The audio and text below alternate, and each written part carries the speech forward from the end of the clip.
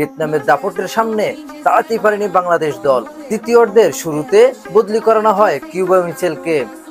আরও এক প্রবাসী জায়ান আহমেদ অবশ্যই ছিলেন দারুণ। অনূর্ধ্ব-23 এশিয়া কাপ বাছাই পর্বের শুরু থেকেই শেষ পর্যন্ত দেখা মিলেছে একই চিত্রের। স্বাগতিক ভিয়েতনামের দাপটের সামনে দাঁড়াতেই পারেনি বাংলাদেশ দল।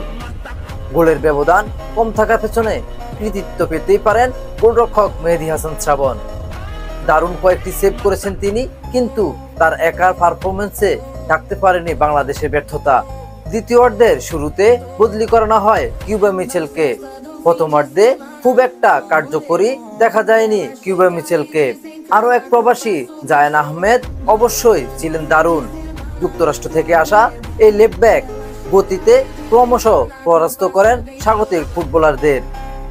জায়ানের পারফরমেন্স ছাপিয়ে দ্বিতীয়ার্ধে আক্রমণের ধারা বজায় রেখে 2-0 গোলে জয় পায় ভিয়েতনাম। গ্রুপ সির দ্বিতীয় ম্যাচ 6 সেপ্টেম্বর ইয়েমেনের মুখোমুখি হবে বাংলাদেশ। 11 গ্রুপের চ্যাম্পিয়ন ও সেরা 4 রানার্স আপ জায়গা পাবে মূল পর্বে।